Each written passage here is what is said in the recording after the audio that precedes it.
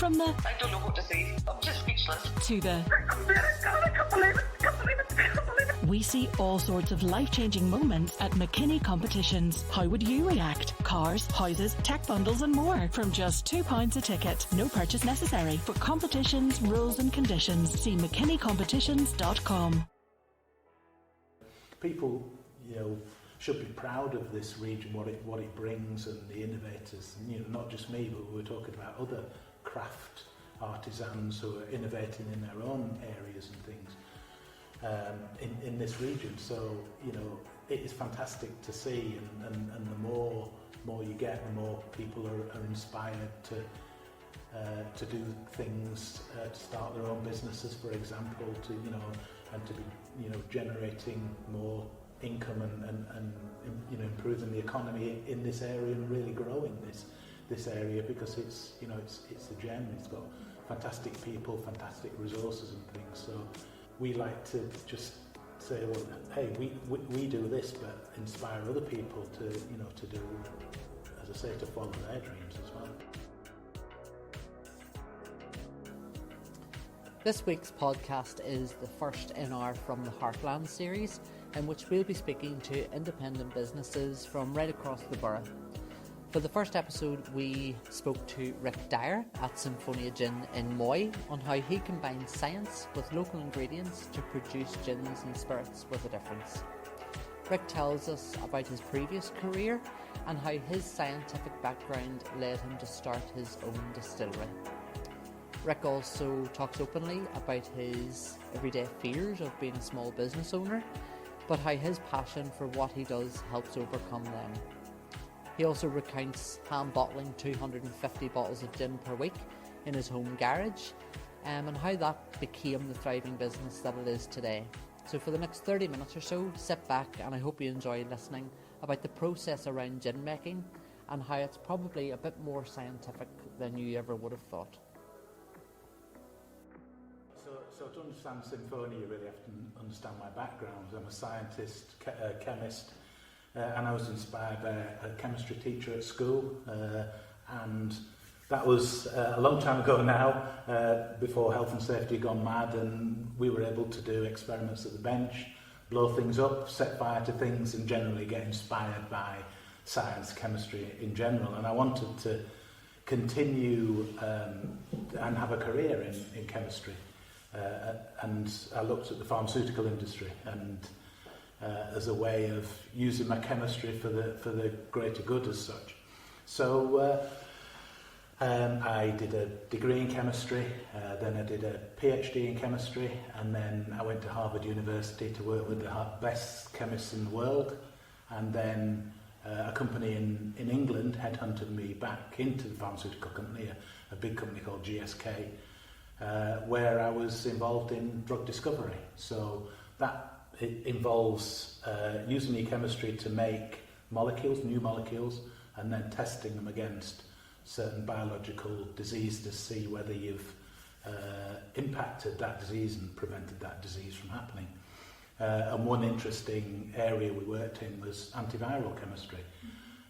So I worked to begin with on HIV. So HIV back then was a pandemic disease in the gay community. Now we've got it to a point where with pharmaceutical treatment, one partner can have the virus and can't even pass it on to their partner, and all you do is take one tablet a day. That's how far we've got with that particular pandemic disease. Another one I worked on was scaling up the manufacture of Tamiflu, which is a drug which is stockpiled for if there's ever a flu pandemic in any winter. So I tell you this aside, just to give you confidence about COVID and where science can get to in terms of defeating that disease or anything else that the Chinese might want to throw at us.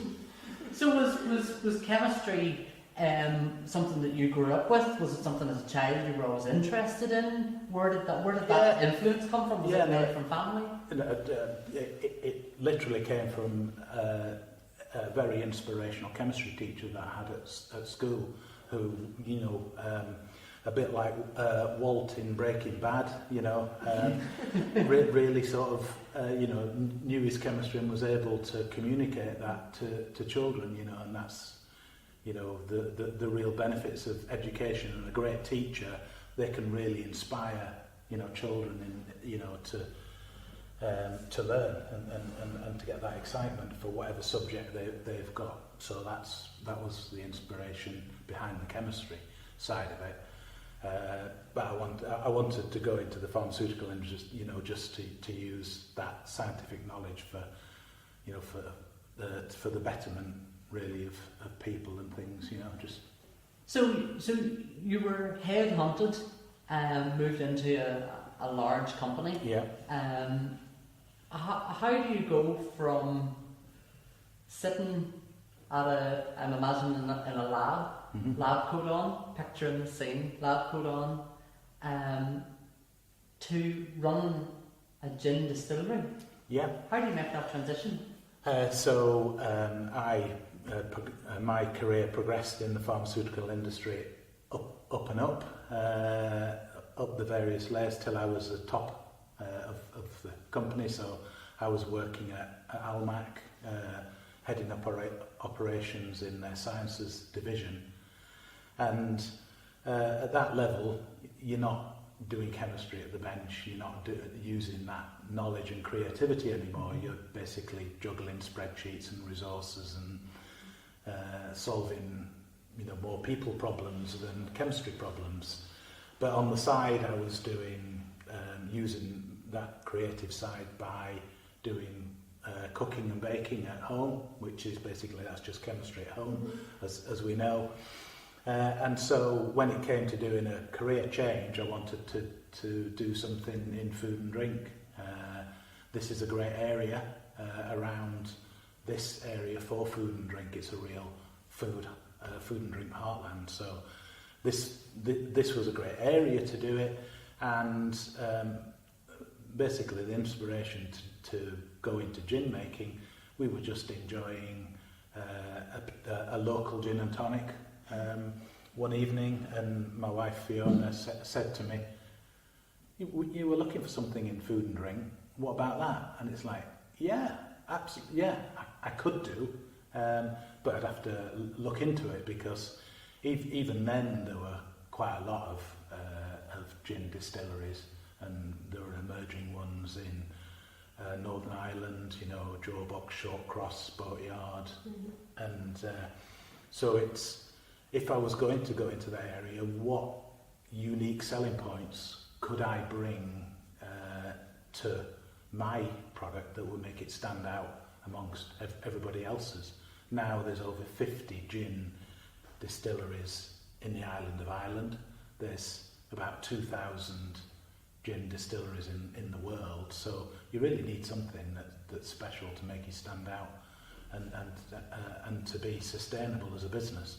And those two unique points that we've got is what we make it from, which is ingredients from within about 5 miles of the distillery. Yeah. As we said, we're in a food heartland. It is the orchard of Ireland, so we have some fantastic produce growing around here, and we have shown off those produce in the best way we can by making spirits from them. And does that become coincidence that those products are available within a 5-mile radius? Did you strategically place the distillery in its location? Which came first? No, it was really just wanting to try and get a spirit which represented where the distillery was, where I was living. And so it's a bit like you would have say a vineyard in a particular location, say it's in France or somewhere like that, and you would be making wines that were typical and tasting of that region, and I wanted my spirits to be the same as that they would capture the beautiful essence of the countryside that's around here, the French have a word for it, which is terroir, which is how even an ingredient which is identical to everywhere else in the world, for example, Cabernet Sauvignon, everybody knows Cabernet Sauvignon grape, grows everywhere in the world, but it tastes different in different regions. So a Cabernet Sauvignon in France tastes different from one from Napa Valley, tastes different from one in Chile, tastes different from one in South Africa or Australia. And it's the same for any drink where you are using produce from where it grows. It is unique to that taste is unique to that region. And I felt that to make my products stand out, we wanted them to taste of that region, so then people here would want to share them with people all around the world, and equally people all around the world would want to taste the taste of this corner of Northern Ireland. Mm-hmm. So that was the one unique selling point, and the second selling point was the way that we make it. So nobody else in the world makes gin the same way as we do here. So what I've done, I've taken that 30 years of chemistry experience and looked at how spirits should be made, in particular gin, in the 21st century, and completely developed a novel process that makes fantastic award-winning gins, but it only uses 2% of the energy of a traditional distillation. So the carbon footprint is minuscule compared to a typical distillery, and it is very 21st century because sustainability is absolutely critical to our futures, and our children's futures. What is the process, Ric, that makes other distilleries less sustainable? What is the process you're missing out there compared to other distilleries? Yeah, so other distilleries use technology that has been around for thousands of years. Yeah. So there's still here that still people were using 2,000 years ago to make it, and it's a very inefficient way of actually making gin now, because there are new technologies that are in place now that weren't in place back, even 50 years ago. So technology's moved on, but every other gin maker will follow the crowd. So they will, let's start making gin. How do we do it? We'll go to YouTube and there's a video of how to make gin. You buy one of those, you put your ingredients in and away, and you distill it. And if you want to do it on a bigger scale, you just get a bigger still. That's not how you should be doing it in the 21st century. So we use a combination of techniques. One is microwave-assisted hydrodistillation. We use cold distillation, which is facilitated by vacuum technology, and we use molecular analysis and the three of those together have meant that we've developed a process that, as I say, uses a lot less energy, because you are heating up a lot less of your alcohol to extract the same amount of flavour from it. So it's basically, you're just making the flavour extraction so much more efficient, because there's much more efficient ways of doing things. It's the equivalent of going from a horse and cart that every other traditional distiller would do to a hydrogen-powered car. Yeah. That's what we're doing, and that is the difference. So it's really because of my background and my scientific background, I've been able to apply that to how to make gin in a smart way in the 21st century. And it's really just by two bits of kit that you can buy off the shelf, and I've just repurposed them for making gin. And do you ever get to a point where you think, okay, in business, in every business, you always need to be one step ahead of a competitor? Do you ever sit at night and think, what can I do next? How can I take this a step further?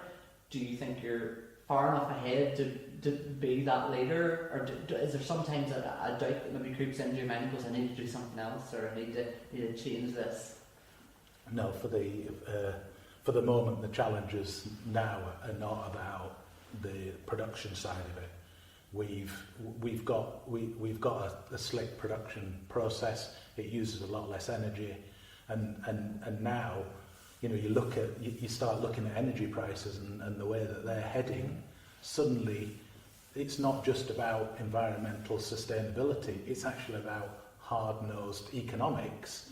That if my energy bill is only 2% of my competitors, we are going to get a lead just from that, because, as I say, because of the energy crisis that we're now seeing. And of course, a lot of that would obviously feed down into the consumer as well. Just like you're saying, energy prices are going up, so of course every product will start to increase their price. Yeah. It's just a way of life. There is that, and you've also got to understand that when we started producing our spirits, sustainability wasn't in people's minds. Our consumers weren't interested in how sustainable the process was. Is this produced in an environmentally friendly process compared to another product? Would I choose a product because it's got true green credentials or not? 3 years ago, that would not even have entered our customers' minds. Now, the customers are making decisions on a day-by-day basis about sustainability and the recycling ability and the amount of energy that's used and the resources that are wasted and the amount of plastics and all these questions that literally 3 years ago you wouldn't be asking of a product. And customers are now deciding on those products. So when you have a shelf load of gin, you suddenly go, I'll pick Symphonia because I know it's been produced in a very sustainable way, and that wouldn't have happened 3 years ago. Because of course a product like gin is very much down to a preference, your own taste, and what you're looking for out of the gin. But of course you've took that a step further and just expanded on the entire process. It's definitely the mechanics and the science around it is fascinating. I imagine there's another side, the very practical side, the making of the product, the bottling of the product. Can you give us a bit of an insight into that practical side, really the nitty-gritty, the day-to-day stuff around your business? Yeah, so currently there's 3 people working in the company, one of which is a salesperson. So there's only me and one other who is involved in the production process. It's very much a true craft industry in that everything is hand done. So we do it, we will hand fill the bottles, we will hand label them, we will package them up. So there isn't lots of automation. It's all about that loving, caring craft product, and craft is a word that does get overused and abused by companies to try and suggest that they are producing things in an artisan and craft way, but often they're not. But what we are doing here is really bringing that love and attention of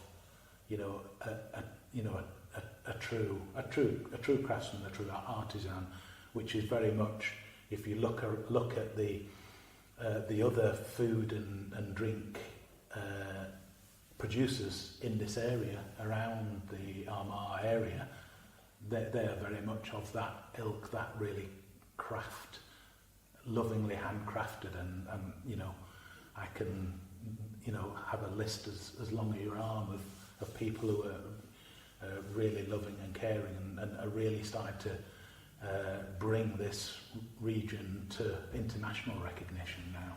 You rightly point out that there is a love for craft materials and craft products around County Armagh. Does there often be a collaboration between you and other businesses? Is there a crossover between you and other businesses where you can collaborate on maybe, of course you do your tours here, so is there a collaboration anywhere along there? Is that something you're looking at? Yeah, absolutely. We collaborate with other companies, so we do a pack which is basically a gin, a jam and a candle. The candle is produced by an Armagh candle maker, the jam is produced by an Armagh candle maker.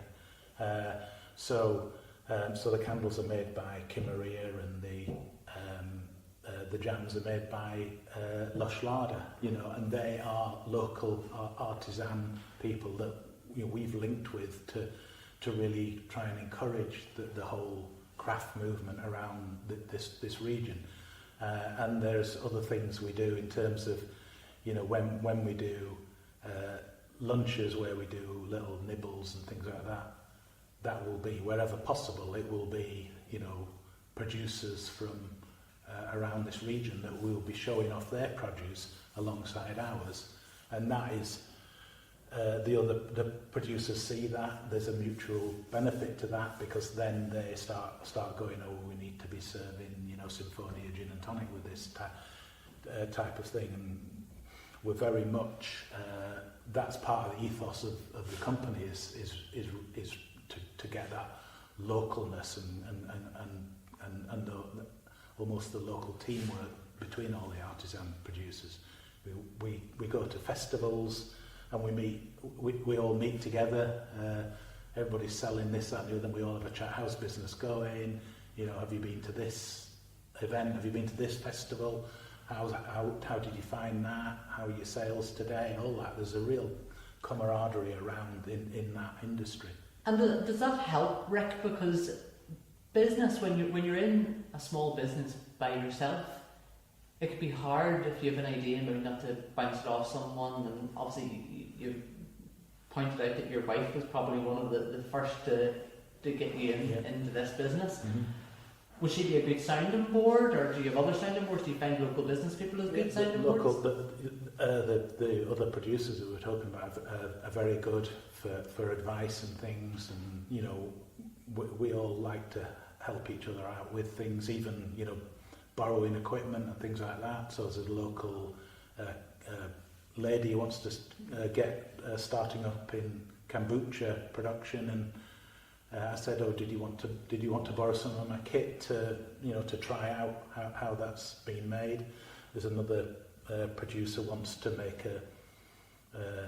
another spirit that, well, not it's a spirit because it's a zero alcohol product, and we're collaborating on that production and things. So there very much is that team effort and things, and we do sort of bounce ideas off each other that way. And I've just become very aware that we've been talking about gin this whole time, and of course that's what you're known for, but I know that you've recently, well maybe not that recent anymore, but you've added a rum to your collection. Yeah. So I'm just going to ask you about why rum? Why rum? It was more around, we wanted to show off the apples that grow around here. So we have an apple gin that is made with the Armagh Bramley apple. As most people know, it's our best seller, so hopefully people do know. But also growing around here is an apple called a Jonagold apple. So it's a dessert apple as opposed to the Bramley, which is quite a crisp green apple. Never knew that. So it's an apple. So the gold, it's a hybrid. So the gold comes from Golden Delicious. So it's a cross. It's a type of Golden Delicious. But they've crossed it with a Jonathan apple, which comes from upstate New York, where it's quite cold. It's a red apple, and it's very frost hardy. Now, a Golden Delicious isn't frost hardy, but some clever people have made a hybrid that allows a dessert apple that tastes like a Golden Delicious apple to grow here in cold Northern Ireland, whereas normally it would be growing in somewhere like South Africa and Israel and places like that.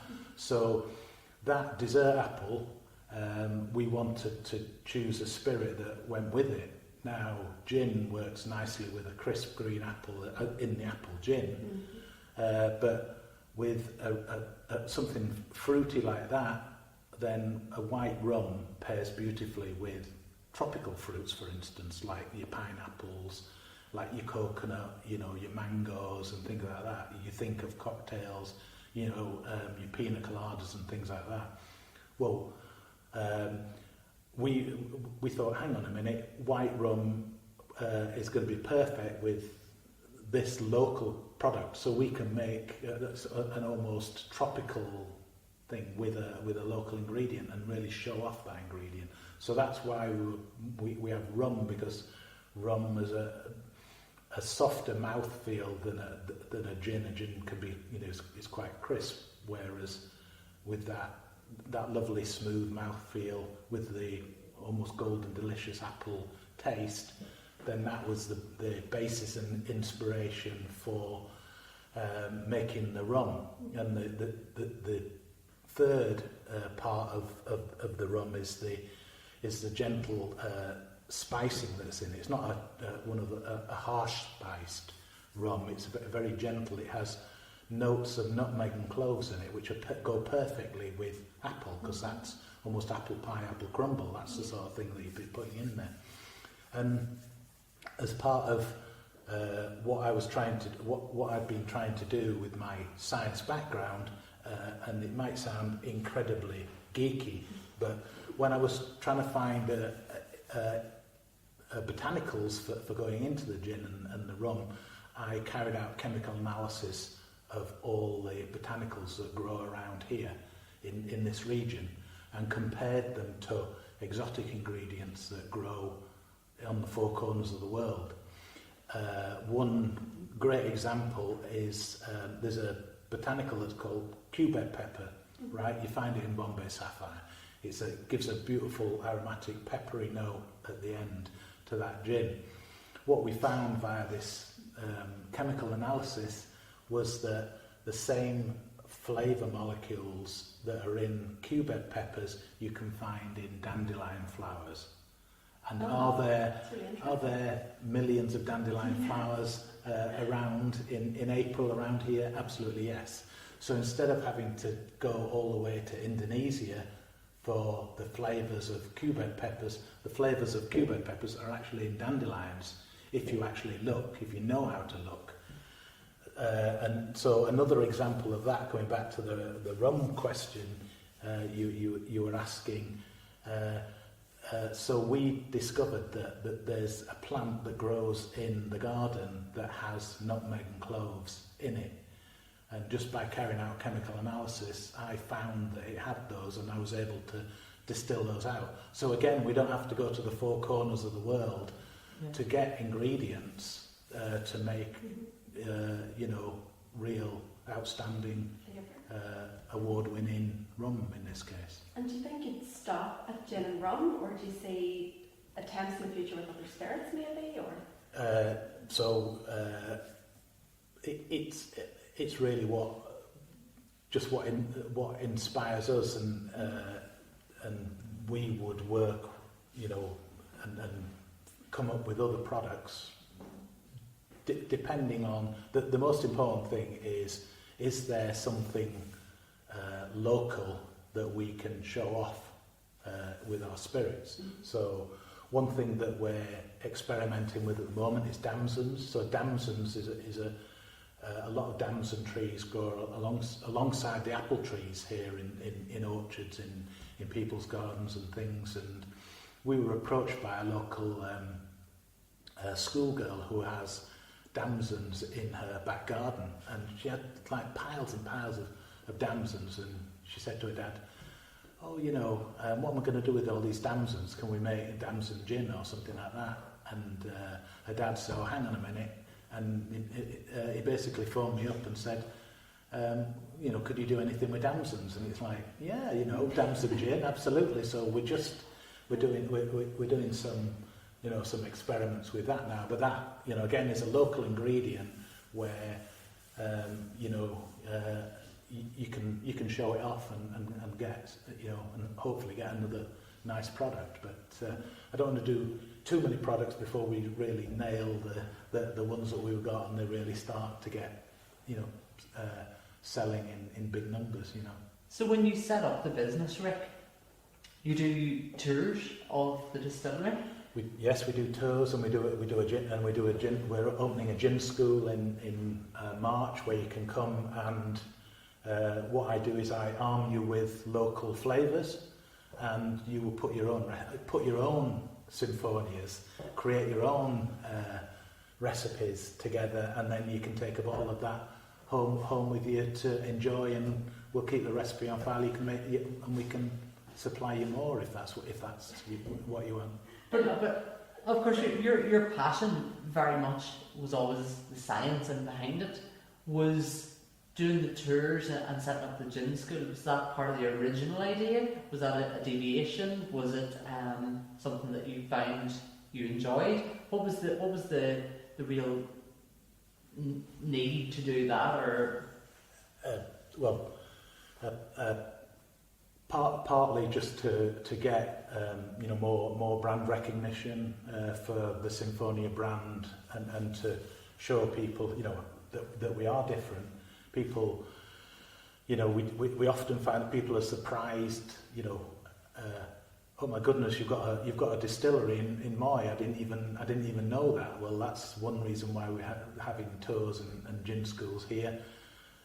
As I say, we use a completely unique approach to doing it. We are absolutely innovators, world-class innovators here, and so that's storytelling. People, that story and people, should be proud of this region, what it brings, and the innovators. Not just me, but we're talking about other craft artisans who are innovating in their own areas and things in this region. So it is fantastic to see, and the more you get, the more people are inspired to do things, to start their own businesses, for example, and to be generating more income and improving the economy in this area, and really growing this area, because it's the gem. It's got fantastic people, fantastic resources and things. So it's just we like to just say, well, hey, we do this, but inspire other people to do, as I say, to follow their dreams as well. And it's clear that you're very generous with your knowledge as well, even with other crafters like we were speaking about earlier, and lending the equipment or even just offering advice. So I suppose the gin school is part of that as well. It's being able to share your knowledge and see how it inspires other people. Yeah, that's right. Yeah. So we, obviously, I said before, I was inspired by a chemistry teacher and science and things, and to try and bring science to people, and for them to understand and appreciate that, just the science of taste and flavour perception is really interesting, and people will come to the school, and they'll get pleasantly surprised by what they can learn, and how science can improve how you even perceive taste and flavours and things like that. And that whole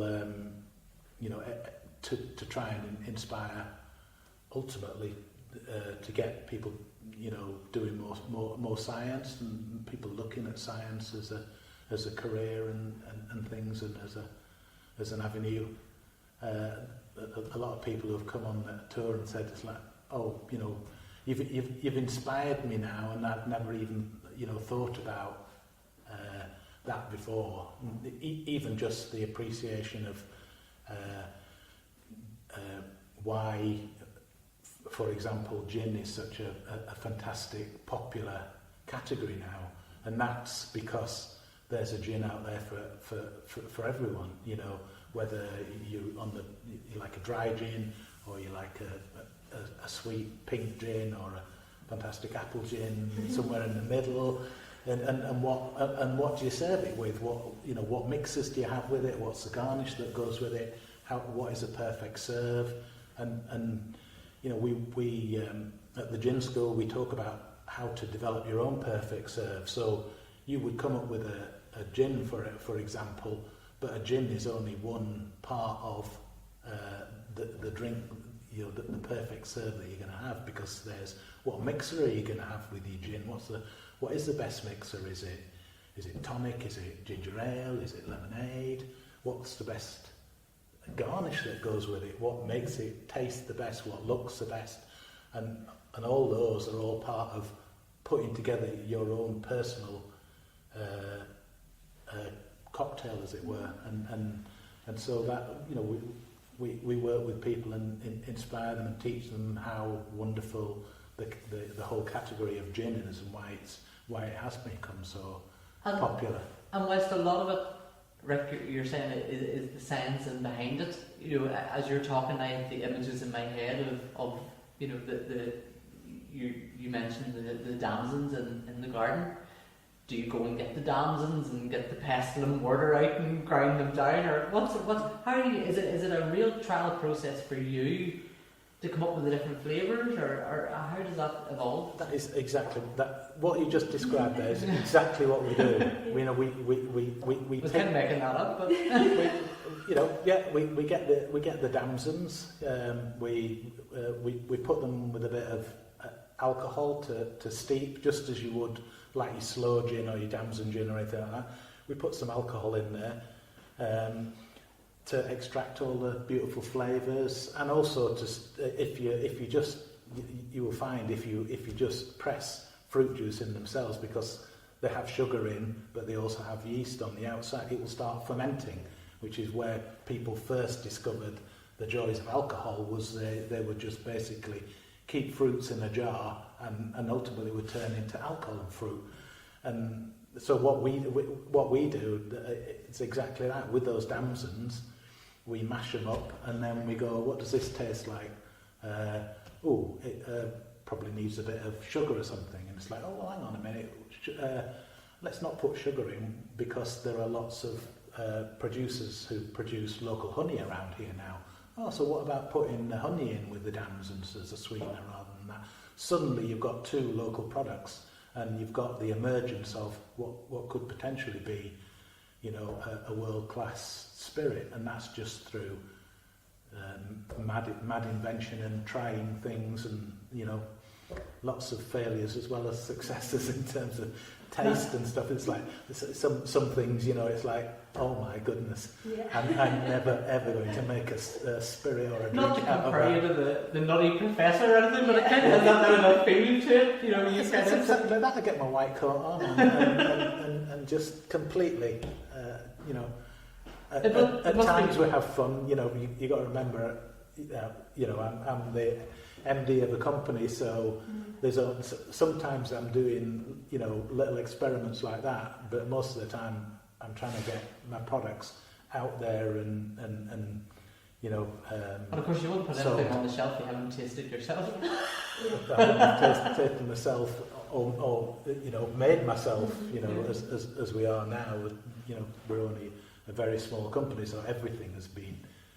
I'm just going back to that point when you say a small company, people kind of forget when they look at the finished product that it's not only the labour of the chemical process that you've explained, it's everything down to the very bottle and the labelling on the bottle, the design of that. There's a lot goes into the stuff that people don't see, the stuff that people take for granted. In terms of coming up with the brand. Yeah. How did that kind of all evolve? Yeah, so we realised we needed help with that. You can't do everything. You can be a mad geeky scientist and come up with a half decent recipe, but that's not going to move itself off the shelf. So we engaged a company in Belfast called the Foundation, who we worked with on the branding and things to come up with our name, our look, and to help sell the product. So that's where we were playing around with ideas. So I originally started out basically converting my garage in my house in Benburb, move the car out and all the junk that was in the garage, put the lab there, got the bits of kit, and we were making 250 bottles a week out of the garage. So we could have called it Benburb Gin, but it would have only have sold in one place, sort of thing. So you had to come up with something that was appealing, international appeal, not just local appeal. And that's where the company came in to help us. So they came up with a couple of names. One was Wood Lab Gin, because we were a laboratory in the middle of the woods. Benburb's in the middle of the woods, and they could see my lab there in the garage. So they said, why don't you call it Wood Lab Gin? And we thought, don't know, preferred the other name, which was Symphonia, preferred that better. But we actually liked the name Wood Lab and some of the logos that they came up with it, which is why we are Wood Lab, the company, Wood Lab Distillery, the company. But our brand is Symphonia. And it's called Symphonia because it describes how I make the spirits. So I will distill each of the botanicals individually under the best conditions for whatever the particular botanical. That creates a single flavour note.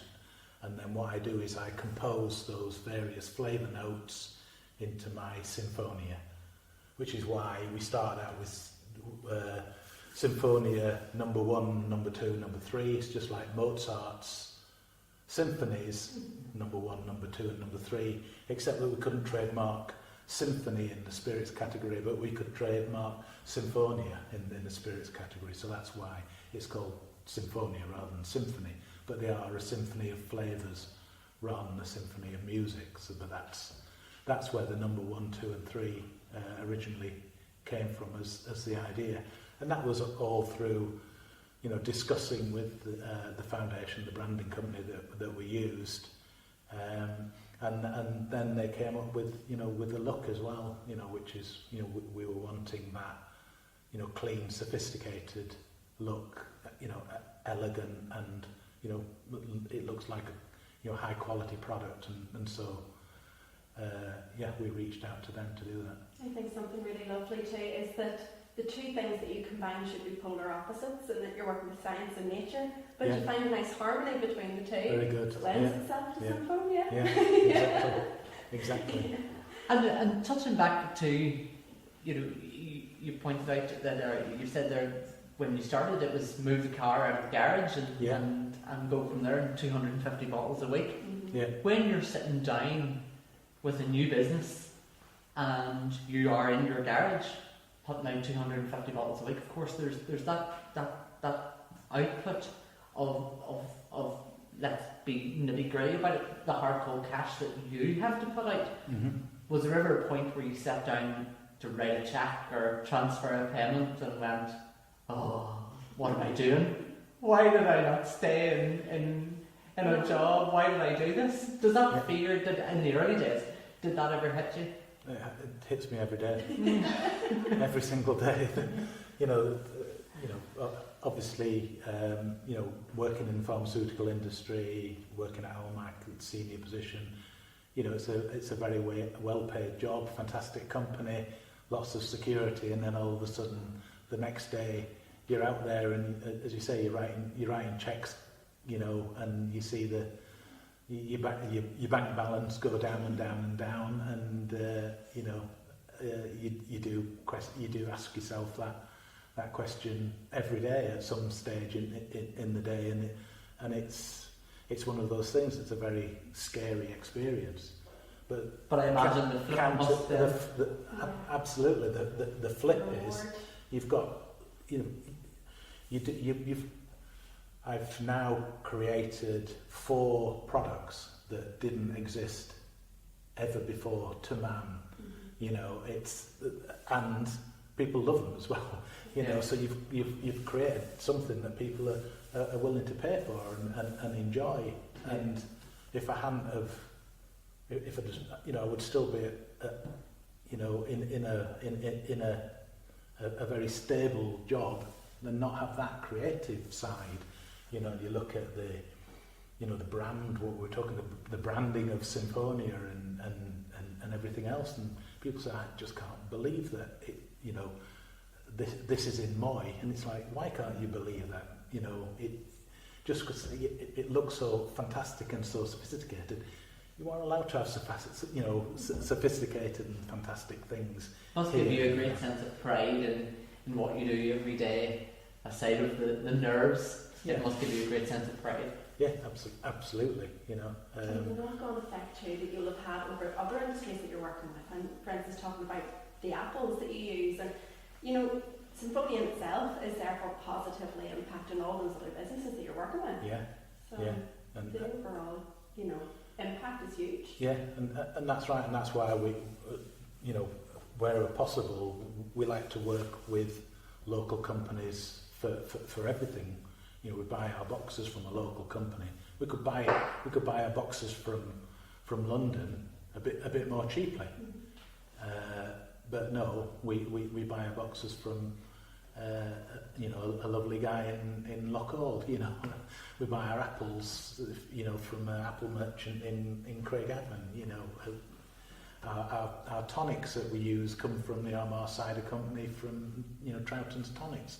That's a local company. We could have had Fever Tree, you know, but no, we haven't, because it's part of our ethos is you know, we really want to develop the whole economy of this region and keep it local. Keep it local is absolutely key, because you keep your jobs and you keep, you know, the economy growing here, not exporting it to other places who have got plenty of money. You know, you can buy everything from London, you know, and enhance their economy. Why should we? Why do we not want to enhance the economy around Armagh? You know, and that's. There's no doubt that the product that you have designed, developed, and grew to what it is now is unbelievable. Looking forward, obviously 1, 2, and 3 is there plans for 4, 5, and 6. What's your next steps from here? Where do you take Symphonia from here? Where do you go from here? Yes, there will be some, you know, additional products to bring, but one of the big visions that we have is to have a standalone site, so a greenfield site that we can build that is very much in harmony with nature. So again, we would like to be growing all our ingredients around the grounds of that, so people can come and experience not just the spirits and how we make it, but also wandering around the gardens, in the orchards, picking the rosemary. From seed to bottle, kind of? Absolutely, seed to bottle in at least a carbon neutral environment. 10 years from now, when I say that on a bottle, I'll know why. 3 years from now. Hopefully as soon as possible. But again, as a visitor attraction, to bring people into this region, so that, you know, and they're not just stopping therefore at Woodlab Distillery to enjoy Symphonia spirits and the atmosphere around there. They're also going into the local coffee shops. They're going into local restaurants. They're buying clothes at the local boutique. They're staying around. They're staying at B&Bs and hotels in the region. So you are pulling people in that wouldn't have normally. You know, more you drive through there, but do you stop? Well, why don't you stop now? Because, you know, even now we're starting. You know, now there's a distillery. There's some fantastic bistros around here. There's coffee shops. You know, there's lovely boutiques here, great pubs. Suddenly, you know, you pull that footfall in, and it just increases the whole region. You know, and so that's our ultimate vision is to have that real, you know, community and have a hub where where we're we're showing off the best of what this area of Northern Ireland is, so that's it. That's the ultimate. That's more the important vision than it just being the success of a brand and selling lots of bottles of gin. It's all about almost the bigger picture, and that's what we're inspired for. That's our vision anyway.